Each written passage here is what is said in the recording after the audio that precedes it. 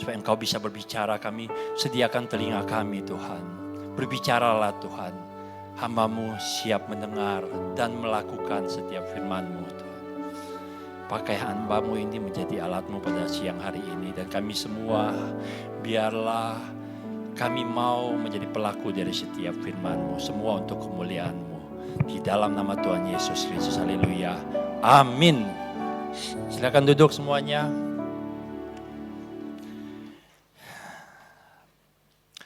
Ada yang nonton film Marvel nggak? Film Marvel, Captain America dan segala macam serinya ya. Kalau kita adalah orang yang nonton, yang suka nonton dan nonton film Marvel, maka kita akan mengerti bahwa banyak film Marvel dengan alur cerita yang berbeda, tetapi kemudian mengarah ke sebuah alur cerita yang besar ya. Yang disebut mungkin phase 1, phase 2 dan sebagainya. Allah adalah Alfa dan Omega. Allah adalah awal dan akhir. Semua ada ceritanya.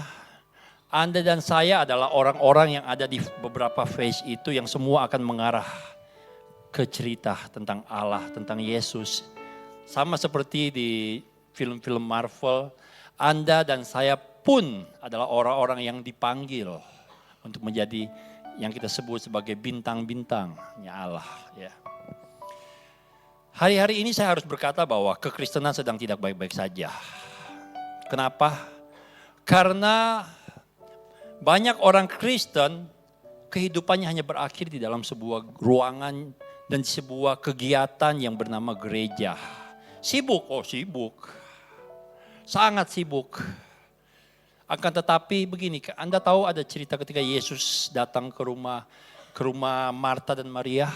Dan di situ kemudian diceritakan bahwa Maria duduk di kaki Yesus, mendengarkan Yesus bercerita. Sedangkan Marta sedang sibuk dengan segala menyiapkan makanan. Marta kemudian komplain kepada Yesus. Yesus, kenapa kau biarkan Maria gak bantu saya? Benar enggak kalau secara manusia apa yang Marta rasakan? Kita sering merasakan, loh kok kita kerja sama-sama tapi saya sibuk, kenapa kamu kok cuma santai-santai aja? Dan hari itu, itulah yang dirasakan oleh Marta. Marta komplain, Yesus suruh dia kerja dong. Tapi hari itu Yesus berkata, Marta, Marta, engkau terlalu khawatir. Kenapa? Anda dan saya sama sering menjadi seperti Marta. Kita sibuk. Masalahnya kita sibuk untuk sesuatu yang Tuhan gak pernah minta dari kita. Sama seperti Marta pada hari itu. Yesus hari itu datang ke rumah Marta dan Maria bukan untuk minta makan. Memang baik. Tetapi masalahnya apakah itu yang Tuhan minta dari Anda dan saya? Itulah kenapa saya katakan pada hari-hari ini kekristenan sedang tidak baik-baik saja. Kekristenan kita hanya berakhir di sebuah gedung dan kegiatan yang bernama gereja. Sedangkan Yesus berkata, memberi wasiat kepada Anda, kita semua orang Kristen, pergi dan jadikan segala bangsa muridku. Yesus menyuruh Anda dan saya pergi keluar sana. Tapi yang sedang kita lakukan, kumpul di dalam gereja. Tahun demi tahun gak pernah berbuat apa-apa. Hanya dengar, buat gembala ya senang-senang aja. Tapi maaf, saya bukan gembala yang begitu, yang hanya mau Anda tiap minggu datang ke sini, setiap kegiatan Anda muncul, Anda beri perpuluhan, Anda beri persembahan. Enggak, bukan itu. Kalau saya mengajar hanya sampai di situ, maka saya menjebak kehidupan Anda. 2 Timotius 1 ayat 9. 2 Timotius 1 ayat 9 berkata, dialah yang menyelamatkan kita dan memanggil kita dengan panggilan kudus. Jadi Anda dan saya bukan hanya diselamatkan. Anda dan saya pun dipanggil dengan sebuah panggilan kudus. Efesus 2 ayat 10 berkata, karena kita ini buatan Allah diciptakan dalam Kristus Yesus untuk melakukan pekerjaan baik yang dipersiapkan Allah sebelumnya. Ia mau supaya Anda dan saya hidup di dalam panggilan itu. Anda dan saya punya panggilan loh. menginjil, mengajar, bukan hanyalah tugas seorang pendeta. Kami ada di sini harus ajar Anda. Kalau 5, 10 tahun, 15 tahun, 20 tahun, Anda masih hanya duduk aja di dalam gereja, kami gagal. Anda gagal, kami gagal. Karena itu kami beri visi. Anda bisa baca visi itu. Visi kami bukan supaya Anda tinggal di dalam gereja. Visi kami dan saya percaya itu adalah visi Tuhan. Supaya Anda dan saya semua kita pergi dan memberitakan Injil Tuhan. Jadikan segala bangsa murid. 1 Petrus 3 ayat 9 berkata, dan janganlah membalas kejahatan dengan kejahatan atau caci maki dengan caci maki, tetapi sebaliknya hendaklah kamu memberkati. Karena untuk itulah kamu dipanggil. Anda dan saya dipanggil apa? Untuk memberkati, yaitu untuk memperoleh berkat. Kalau Anda ingat cerita ini, cerita siapa yang Tuhan suruh kau akan menjadi berkat bagi banyak orang? Abraham, bukan? Panggilan Abraham adalah panggilan Anda dan saya juga. Dan saya begitu senang dengan banyak cerita di Alkitab ya. Karena Alkitab ini bukanlah sebuah komik fiksi yang ceritakan bahwa wah jagoannya menang-menang terus. Enggak. Alkitab ini begitu autentik sehingga dia bukan hanya menceritakan keberhasilan dari orang-orang, keberhasilan dari anak-anak Tuhan zaman dahulu. Alkitab pun menceritakan tentang kegagalan dari orang-orang pada masa itu. Dan kita harus tahu bahwa Anda dan saya itu dipanggil oleh Tuhan seperti yang kita baca tadi dengan sebuah panggilan kudus. Akan tetapi tugas Anda dan saya ialah untuk bertumbuh. Anda dan saya perlu bertumbuh. Itulah sebabnya saya percaya ketika Tuhan mengeluarkan bangsa Israel dari Mesir, dia bisa dengan gampang langsung masuk ke tanah perjanjian. Tapi itu enggak dilakukan Tuhan. Yang Tuhan lakukan apa? Dia suruh berputar-putar dulu. Tuhan dengan begitu mudah bisa memberkati Anda dan saya. Tetapi Tuhan enggak mau lakukan itu. Kenapa? Dia mempersiapkan Anda dan saya dulu. Karena apa? Dia tahu ya bahwa kita ini belum tentu bisa jalan dengan benar kalau dia langsung berkati kita. Di dalam setiap berkat ada sebuah tanggung jawab. Banyak orang ingin diberkati tapi nggak mau tanggung jawab. Akhirnya apa? Berkat itu bukan menjadi sebuah berkat lagi, bukan mendatangkan keuntungan. Berkat itu malah membunuh diri orang itu tersebut. Begitu banyak cerita ya. Orang yang begitu banyak uang akhirnya jatuh ke dalam narkoba. Nah, Tuhan ingin memakai Anda dan saya di dalam sebuah panggilan kudus. Tetapi dia butuh Anda dan saya untuk memperbesar kapasitas. Tuhan hanya bisa memakai Anda dan saya sebesar kapasitas yang Anda dan saya sediakan bagi dia. Dia gak akan pernah bisa dan mau mempercayakan sesuatu yang lebih besar dari kemampuan Anda dan saya. Oleh sebab itu, dia butuh Anda dan saya harus bertumbuh. Hari ini kita akan belajar kisah dari Lot. Karena apa? Kisah Abraham dan Lot adalah refleksi dari kisah Anda dan saya juga ketika kita dipanggil oleh Tuhan. Ya. Kita tahu bahwa Abraham dipanggil oleh Allah untuk keluar dengan banyak janji-janji. Tapi ketika Abraham keluar, Abraham gak pergi sendiri. Abraham turut membawa serta istri dan keponakannya yang bernama Lot. Kita tahu cerita sebagian besar cerita, kita langsung buka di Kejadian 13 ayat 8 sampai 13. Maka berkatalah Abraham kepada Lot, jangan kiranya ada perkelahian antara aku dan engkau dan antara para gembalaku dan para gembalamu sebab kita ini kerabat. Jadi ketika mereka keluar dari Kasdim dan mereka menjadi semakin kaya, Abraham menjadi semakin kaya, mereka memiliki banyak ternak. Ya. Kemudian dikatakan bahwa terjadi perkelahian antara gembala Abraham dan gembala Lot. Next. Kemudian Abraham berkata, bukankah seluruh negeri ini terbuka untuk engkau? Baiklah, pisahkan dirimu daripada aku. Jika engkau ke kiri, maka aku ke kanan. Jika engkau ke kanan, maka aku ke kiri. Next. Lalu Lot melayangkan pandangannya dan dilihatnya lah bahwa seluruh lembah Yordan banyak airnya seperti taman Tuhan, seperti tanah Mesir sampai ke Zoar. Hal ini terjadi sebelum Tuhan memusnahkan Sodom dan Gomora. Jadi Abraham bilang, engkau pilih aja yang mana yang kamu mau. Abraham adalah orang yang berjalan dengan iman. Orang yang berjalan dengan iman berani kasih kesempatan kepada orang lain. Kenapa? Dia tahu Tuhan akan pasti berkati. Kalau kita bukan orang yang beriman, kita dulu dong yang pilih yang terbaik. Tapi hari itu Abraham bilang, Lot, kamu pilih yang mana kamu mau. Next. Sebab itu Lot memilih baginya seluruh lembah Yordan itu, lalu ia berangkat ke sebelah timur dan mereka berpisah. Lot memilih yang terbaik. Abraham adalah orang yang percaya karena iman, sedangkan Lot adalah orang yang percaya karena melihat. Oh, itu bagus. Next. Abraham menetap di tanah Kanaan, tetapi Lot menetap di kota-kota lembah Yordan dan berkemah di dekat Sodom. Kalau bahasa Inggrisnya, dia berkemah menghadap ke Sodom. Jadi dia masih di luar kota Sodom, tapi dia menghadap ke kota Sodom. Next. Adapun orang Sodom sangat jahat dan berdosa terhadap Tuhan.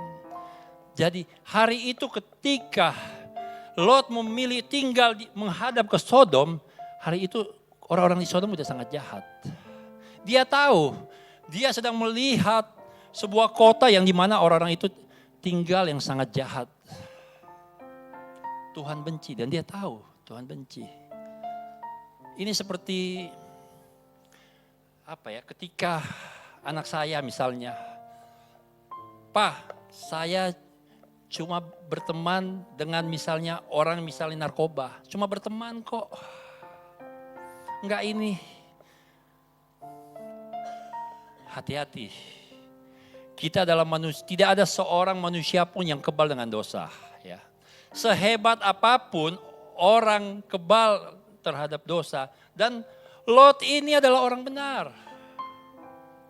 Kita lihat di Kejadian 14 ayat 12, satu pasal kemudian. Juga Lot anak saudara Abraham beserta harta bendanya dibawa musuh, lalu mereka pergi sebab Lot itu diam. Satu pasal sebelumnya dia hanya membangun kemahnya menghadap ke kota Sodom. Satu pasal kemudian dia sudah diam di Sodom. Anda lihat itu? Gak perlu banyak waktu yang lama bagi seseorang untuk terpengaruh dengan apa yang dia lihat. Anda bisa bilang, apalagi anak muda, saya tahu jaga diri saya. Tapi Lot di 2 Petrus 2 ayat 7-8 pun berkata, tetapi ia menyelamatkan Lot orang yang benar. Lot orang yang benar.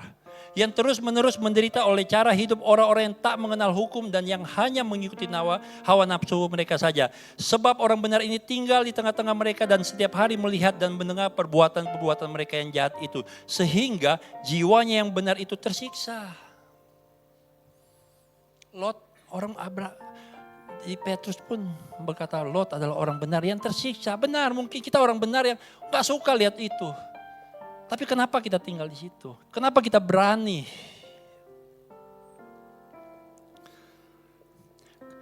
Kemudian kita tahu ceritanya Tuhan kemudian ingin memporak-porandakan Sodom. Ya.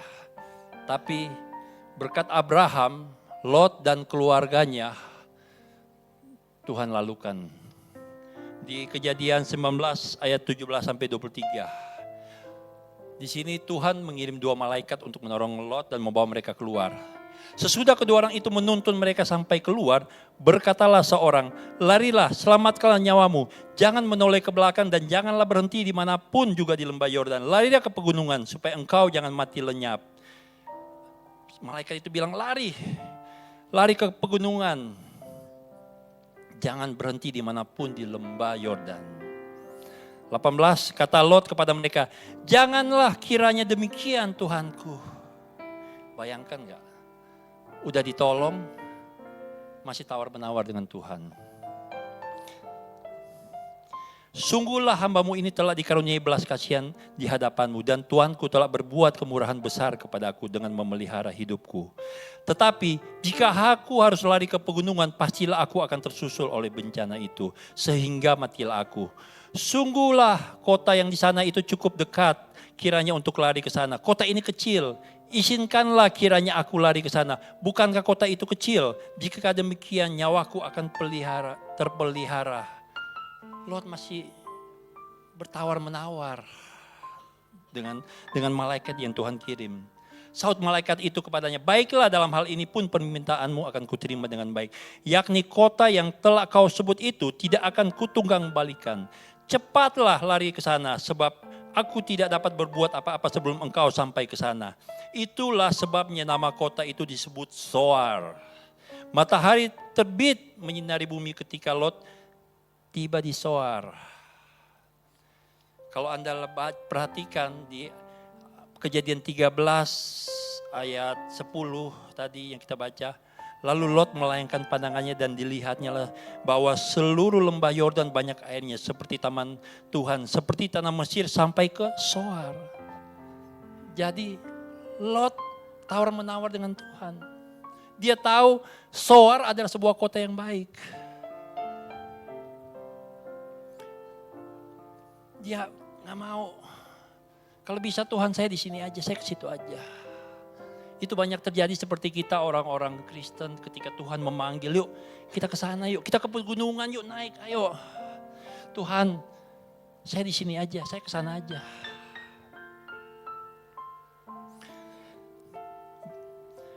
Lot menjadi gambaran orang benar yang mengikuti panggilan Allah, tetapi kemudian dia lebih memilih zona nyamannya sendiri. Walaupun sudah melihat apa yang sudah Tuhan lakukan, apa mujizat yang telah pernah menerima mujizat dari Tuhan, dia tetap nggak mau ikut apa yang Tuhan mau. Dia lebih memilih zona nyamannya sendiri.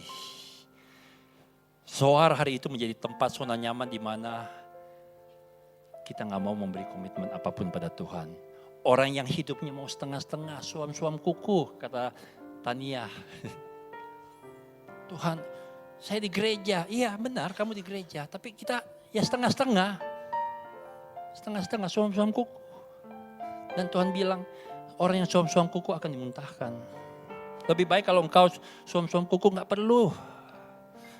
Kita lihat akhir dari kisah Lot di Kejadian 19 ayat 30. Pergilah Lot dari Zoar dan ia menetap bersama-sama dengan kedua anaknya perempuan di pegunungan. Sebab ia tidak berani tinggal di Zoar, maka diamlah ia dalam suatu gua beserta kedua anaknya. Dia memilih kenyamanan, tapi berakhir dengan terasing, tinggal di dalam sebuah gua dengan apa yang dia miliki. Begitu banyak kita gak mau ikut panggilan Tuhan, berakhir dengan sebuah penyesalan, kesendirian. Lot berjalan bukan berdasarkan iman. Lot percaya apa yang dia lihat.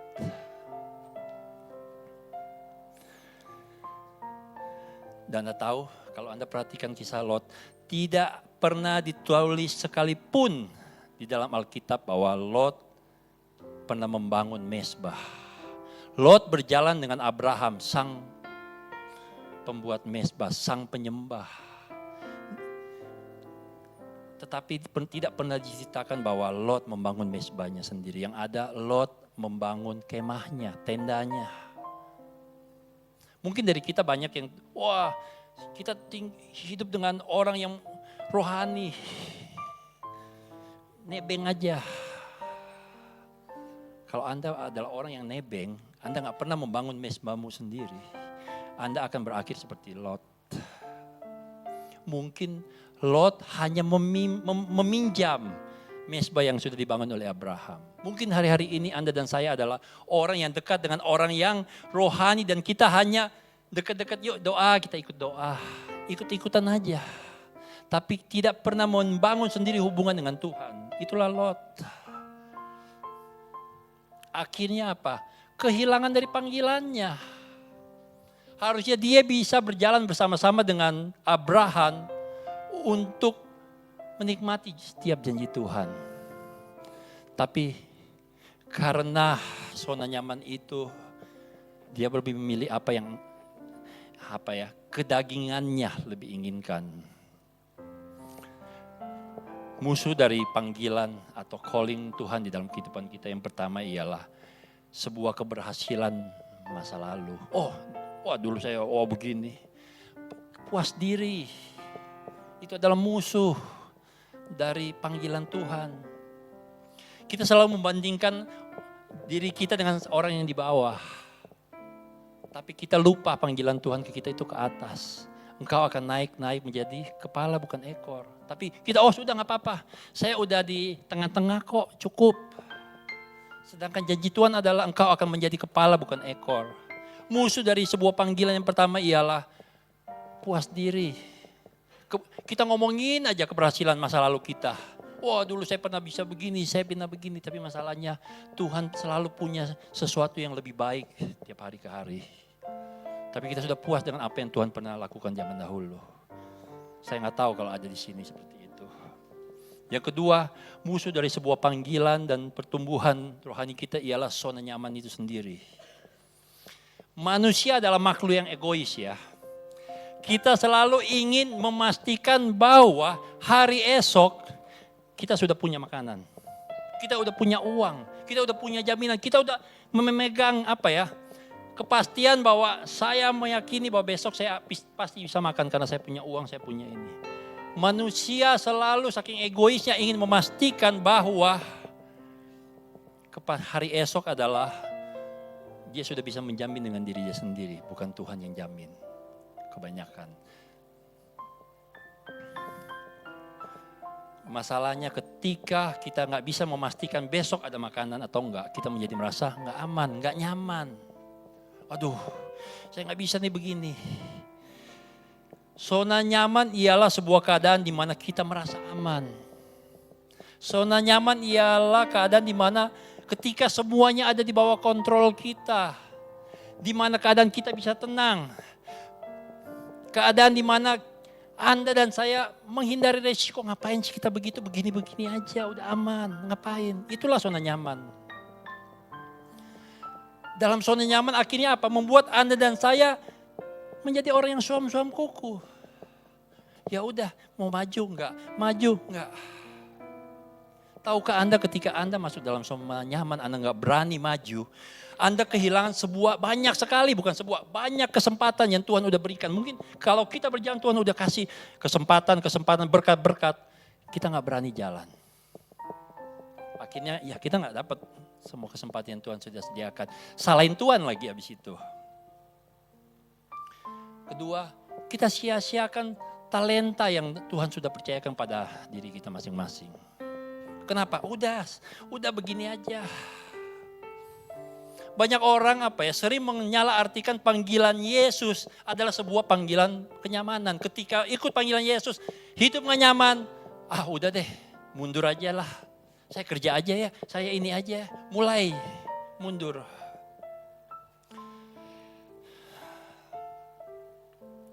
Kita harus tahu bahwa Yesus berkata bahwa kamu akan dibenci semua orang oleh karena namaku. Tetapi orang yang bertahan sampai pada kesudahannya, ia akan selamat.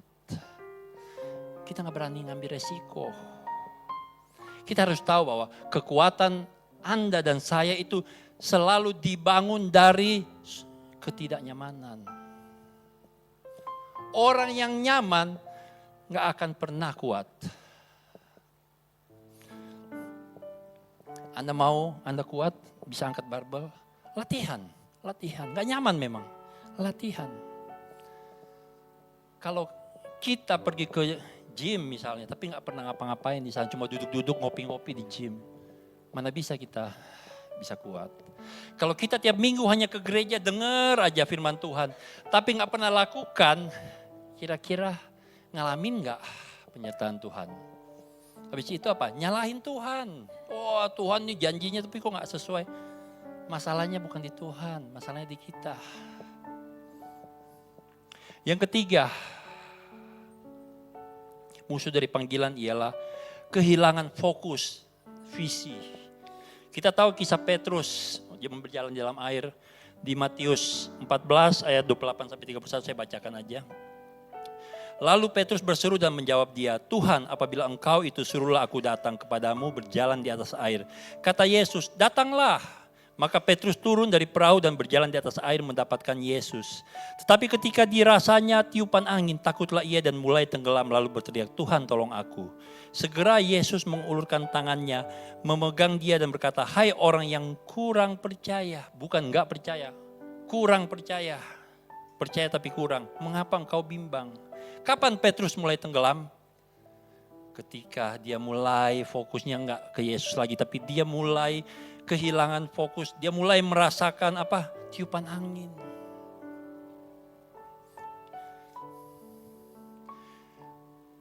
Dalam setiap panggilan Allah,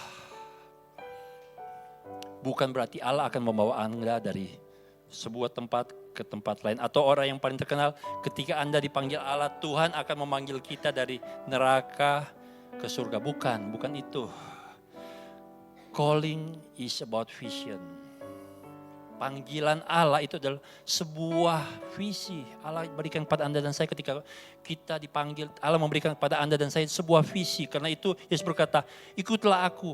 Aku akan menjadikan kamu penjala manusia.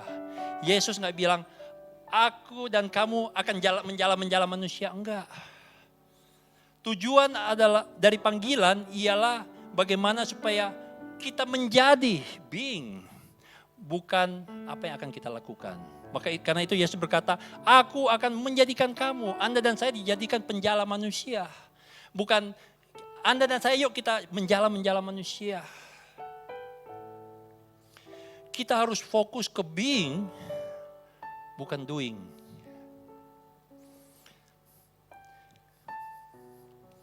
Kita melakukan kebaikan jangan karena supaya disebut orang baik. Anda dan saya orang baik. Karena itu kita yang harus melakukan kebaikan. Burung beo bisa ngomong kayak manusia. Manusia bisa ngomong. Sama-sama doingnya sama, ngomong. Tetapi kita dan burung beo berbeda, beingnya beda. Bukan karena bisa ngomong maka burung beo adalah manusia juga.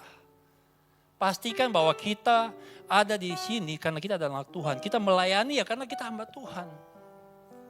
Mau dalam keadaan apapun, ya kita melayani karena kita adalah hamba Tuhan. Bukan karena, keadaan lagi baik nih, saya lagi diberkati, yuk melayani. Kalau lagi gak baik, enggak lah. Orang yang baik pasti akan melakukan kebaikan di dalam setiap keadaan apapun. Amin. Bukan karena orang baik, kita baik. Itu namanya ngebalas doang. Respon itu namanya. Anda dan saya adalah anak Tuhan. Anda dan saya adalah orang baik. Dalam setiap keadaan tetap bikinlah kebaikan. Tetap melayani.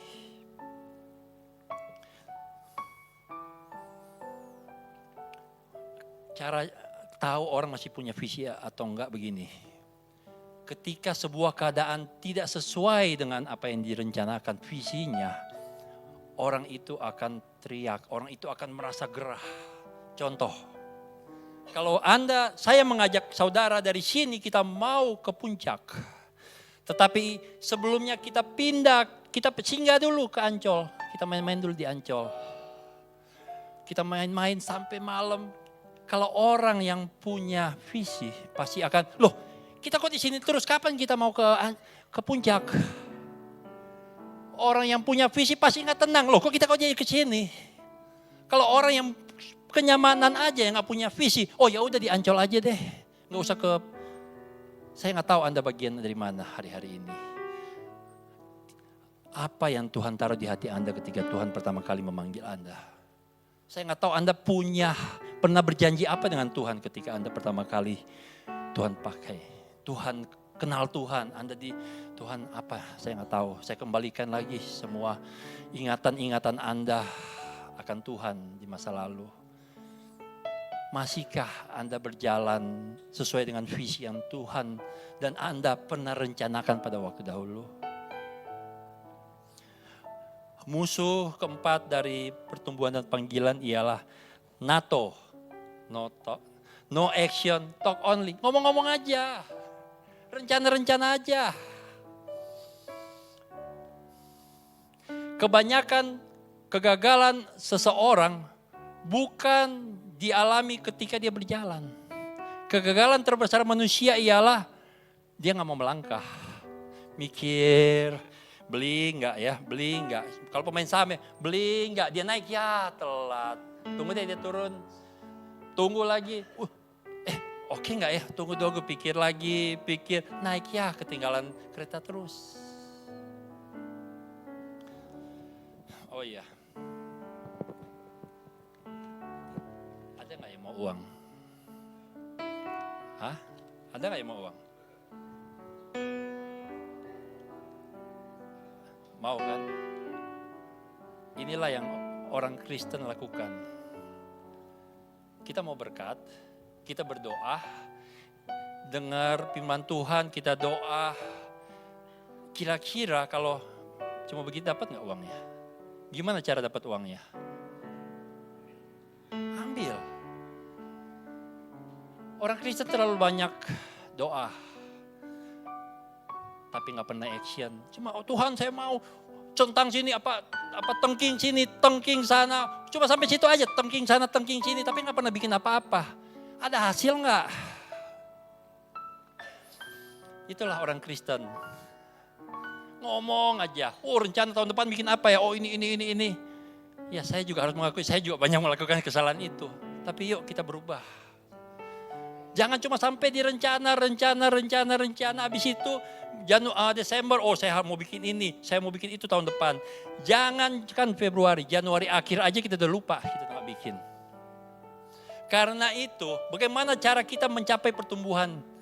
Supaya kita bisa mencapai calling kita. Yang pertama, what you see is what you get. Apa yang kau lihat, itu yang kau dapat.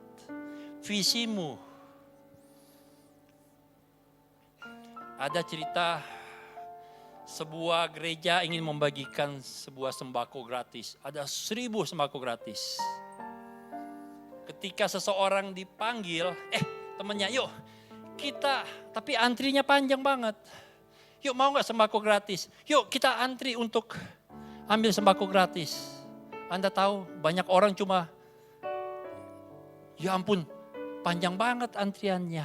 Itu adalah orang yang gak punya visi.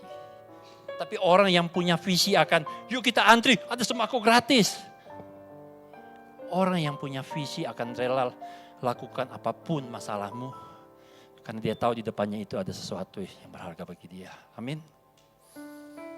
What you see is what you get. Apa yang engkau lihat hari ini, itulah yang engkau akan dapatkan. Saya pernah lihat di Pastor Johan Mogi ya, misalnya masalah adalah ini. Tuhan sebesar ini.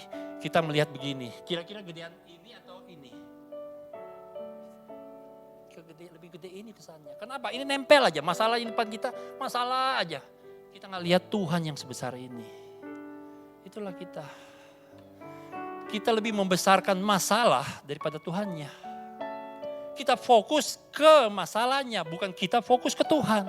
Seharusnya mendapatkan masalah, ya kita fokus ke Tuhan. Tuhan pasti sanggup, Tuhan pasti tolong. Amin. Yang kedua, bagaimana kita mencapai pertumbuhan dan calling kita?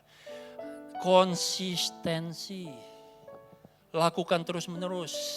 2 Timotius 3 ayat 16 berkata, segala tulisan yang diilhamkan Allah memang bermanfaat untuk mengajar, explanation, memberi pengertian. Kedua, untuk menyatakan kesalahan, conviction, untuk menyadarkan orang mana yang benar, mana yang salah, dan meyakinkan orang bahwa ini salah, ini benar. Yang ketiga, untuk memperbaiki kelakuan, correction, koreksi, mengkoreksi diri. Keempat, untuk mendidik orang di dalam kebenaran, mendisiplinkan, melatih secara konsisten, terus menerus. Dari 4 fungsi dari firman Allah, tugas hamba Tuhan hanya 2. Yang pertama ialah mengajar, menjelaskan, memberi pengertian kepada jemaat. Kami memberi pengertian. Kalau ini, kenapa kita harus bikin ini? Kenapa kita harus bikin itu? Dan apa? Kedua, membuat jemaat yakin apa yang kami katakan, mana yang benar, mana yang salah. Dua itu adalah tugas dari hamba Tuhan. Tapi tugas jemaat ialah pertama, koreksi dong kalau salah. Kalau kamu salah, oh iya saya salah. Kedua, disiplinkan diri Anda secara konsisten untuk berubah. Banyak orang mau berubah, hari ini saya mau berubah, besok udah gak lagi. Gak konsisten. Itu sama seperti kita pergi ke gym. Anda tahu kita pergi ke gym, kalau kita latihan, pasti ini dong besar. Anda bisa tanya kepada Tiffany lah kalau itu. Kalau ke gym dan kita berlatih, pasti badan kita akan gede. Hari pertama kita datang, ya masih biasa. Hari kedua, ya, gede juga. Ketiga, keempat kok nggak gede-gede. Dan apa biasanya? Nyerah. Nggak konsisten. Kita nggak berani terus menerus. Kita nggak dapat apa-apa karena apa? Kita nggak konsisten. Kita udah tahu apa yang benar. Tapi kalau kita nggak bikin atau nggak konsisten bikin hal itu, nggak jadi apa-apa. Ya sama kayak kita pergi ke gym.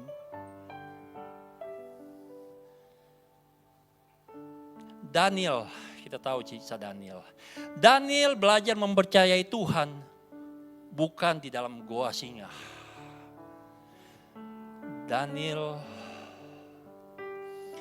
mempercayai Tuhan di ruang doanya. Iman Daniel tidak dibangun di medan pertempuran. Iman Daniel dibangun ketika dia berlutut. Dan secara konsisten Daniel mencari Tuhan 3 kali sehari, tiap minggu, tiap bulan, tiap tahun. Karena itu dia bisa memenangkan pertempuran.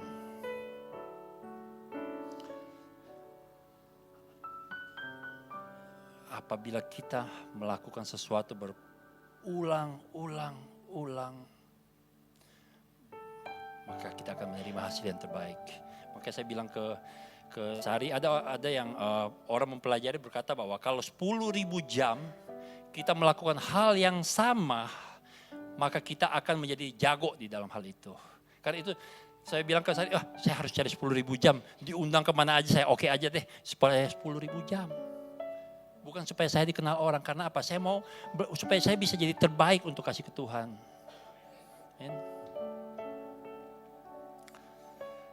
Apa yang kita lakukan secara konsisten lah yang membuat perbedaan. Bukan sekali-sekali. Anda tahu, kembali ke awal. Anda dan saya ada di dalam sebuah cerita Yesus Alfa dan Omega.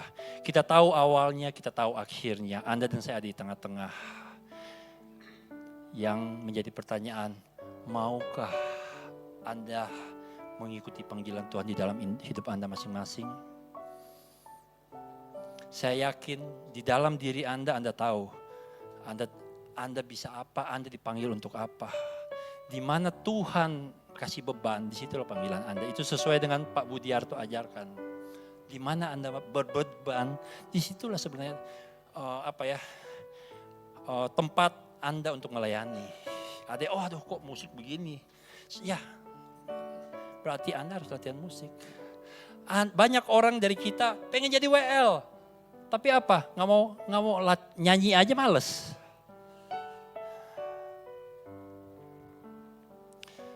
Yuk, kita udah mau habis tahun 2023 lagi.